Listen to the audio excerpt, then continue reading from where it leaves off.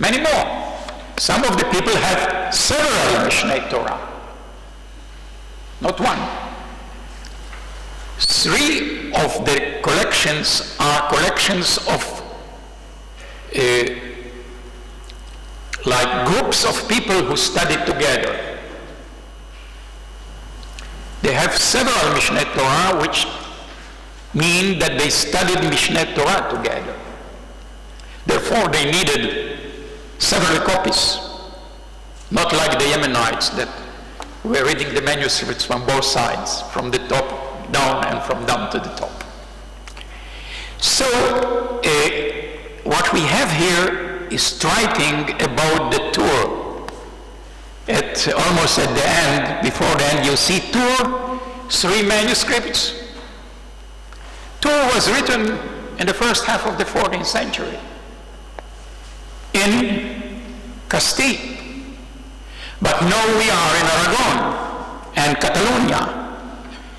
And we have testimonies to the fact that the tour immediately was copied, and we have various copies, and also tour was printed as incunabula in Spain before the expulsion. But this is not the picture in Aragon and Catalonia. The 3 manuscripts here are partial manuscripts of the tour. All together, all the 3 make up maybe one tour. So this proves, I think, definitely that the tour didn't take over Maimonides in Catalonia and Aragon. People were still, till the end of their stay in the Iberian Peninsula, at least in Aragon and Catalonia, studying Maimonides, not Tour, which is very important because the Tour includes also the Ashkenazi tradition, while Mishneh Torah doesn't have it. So here we have a cultural picture which is very telling out of the lists. Now what else you have in the list? Almost no Ashkenazi halachic book here. Almost totally missing. Almost everything is Sephardi or Provençal, which is also amazing. We have this mass migration of Ashkenazi Jews to the Iberian Peninsula already after the Black Death. But still, the Ashkenazi culture is not represented in these libraries. Only the Sephardi and Provençal culture, which is very clear here. Another surprise is the place of the Babylonian Talmud. Now, if you think about the character of Spanish culture, Spanish Jewish culture, everybody will tell, well, science and philosophy. This makes the specific character of Spanish Jewry. But look here, what's going on? It's not science, it's not philosophy. It exists, but the tremendous part of the Talmudic literature in these collections, and we look at the tractates. We have a list, we can list the tractates that are available to these people. Okay? So this gives us a totally different picture of what people kept in their libraries and probably also studied.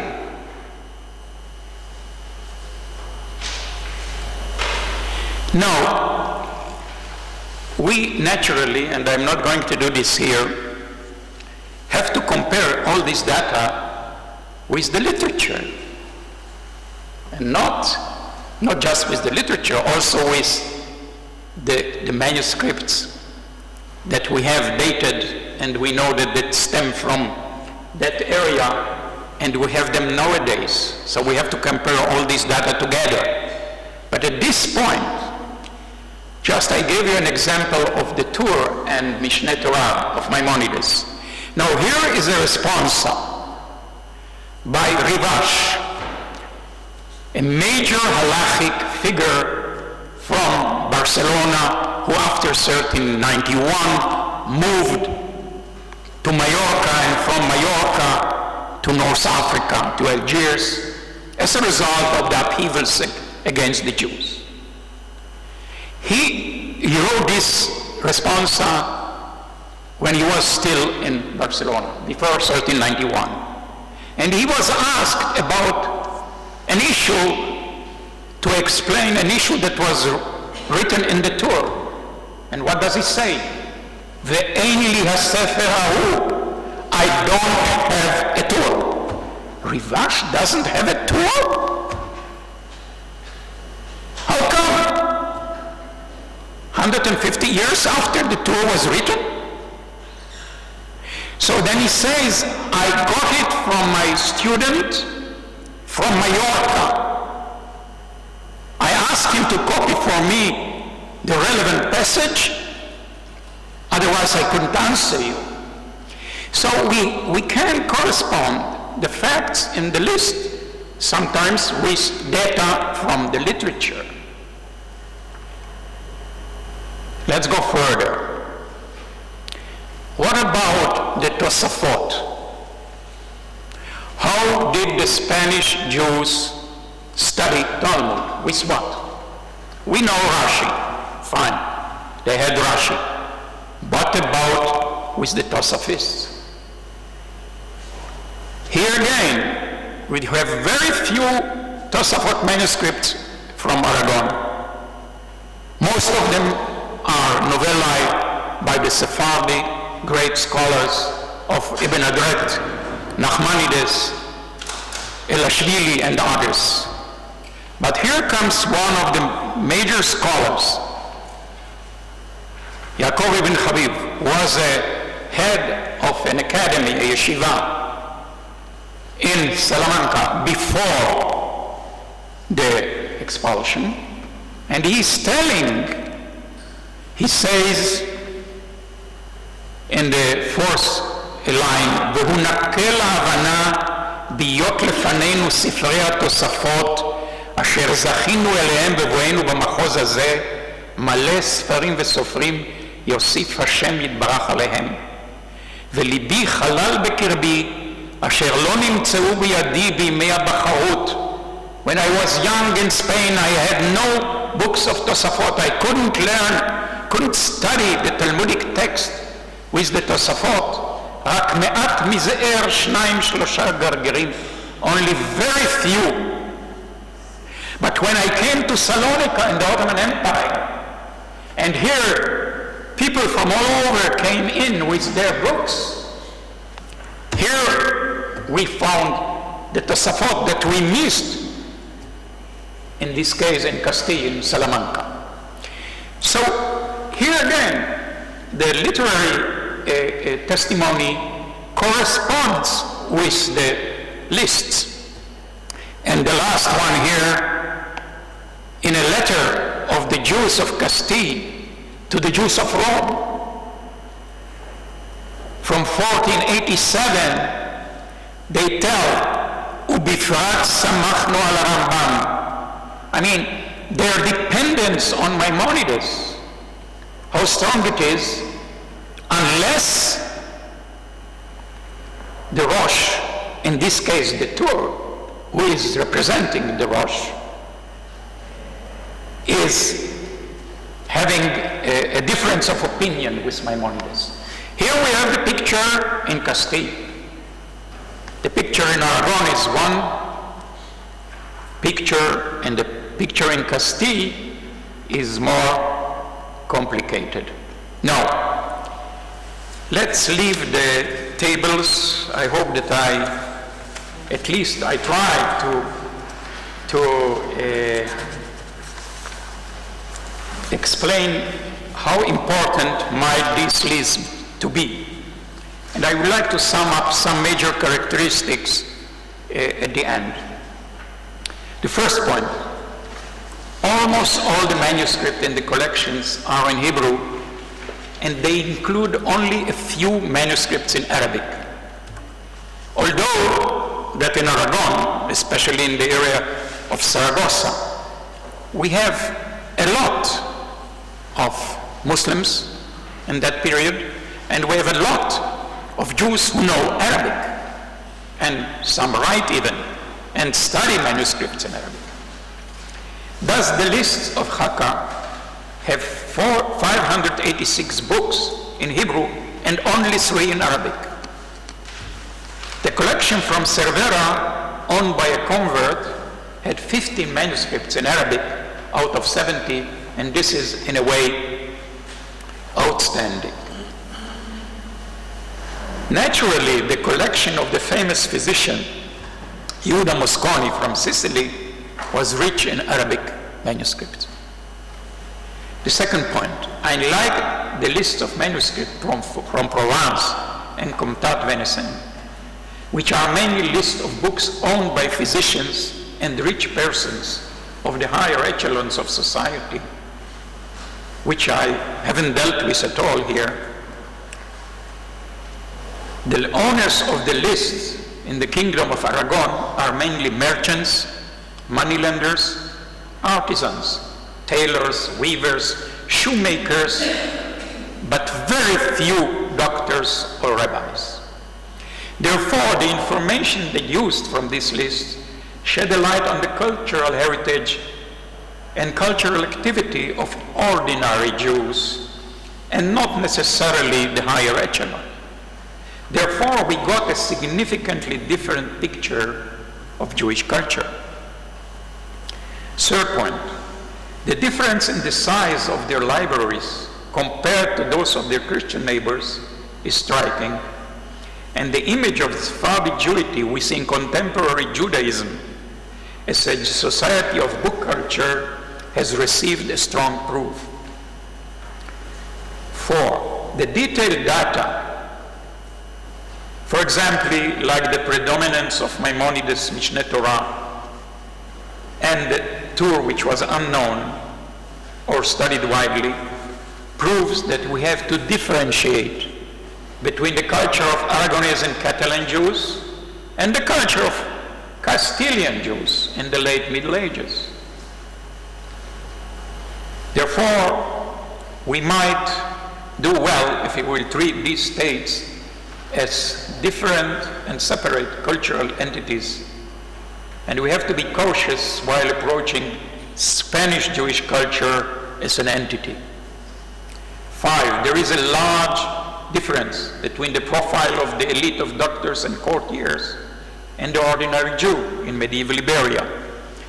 The gap becomes clear in these lists that emphasize the rabbinic and traditional culture, vice versa, the scientific and philosophical. 6. The wide use of prayer books shows that in the late Middle Ages in the Kingdom of Aragon, written texts were used in prayers, unlike the accepted theory in the scholarly research about the literacy of the Jews in Aragon. 7.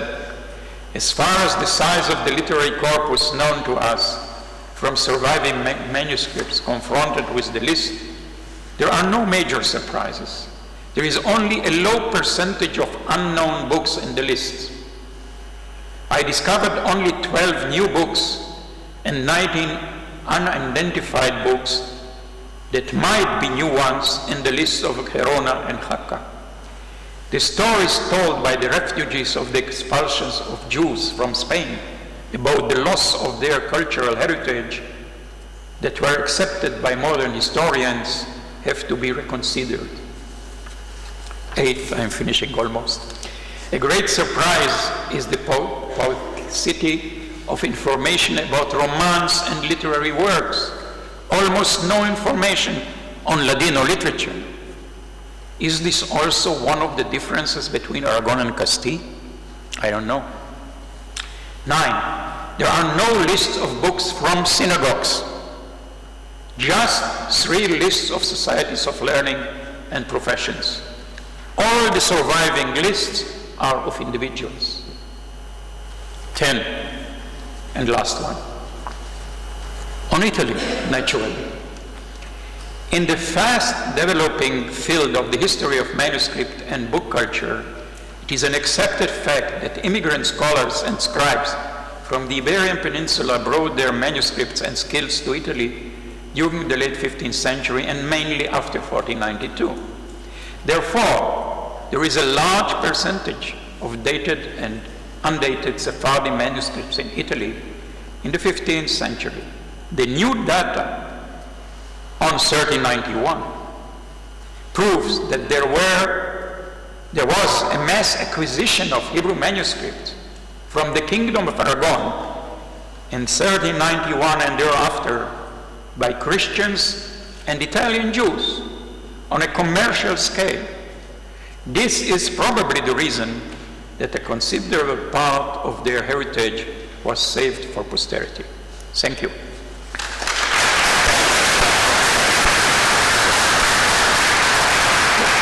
Thank you very much, Professor Hacker, for this amazing picture you gave us. And now may I ask if somebody has questions, observation on the two lectures, of course.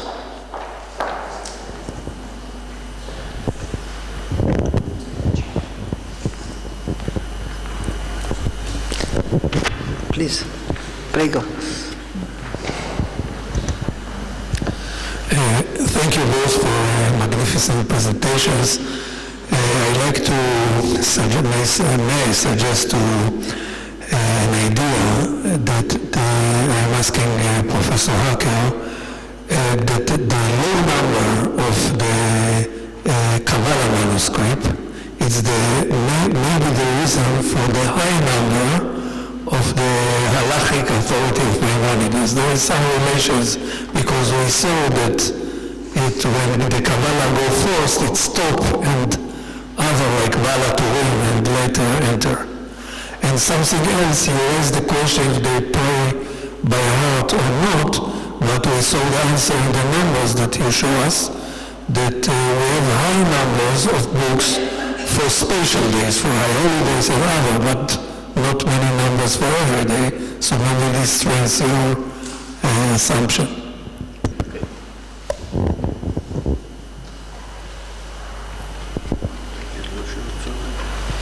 Well, I agree.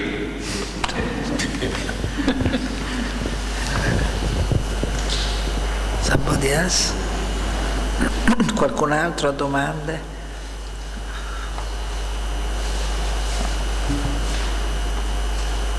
Allora chiudiamo. Chiudiamo la conversazione.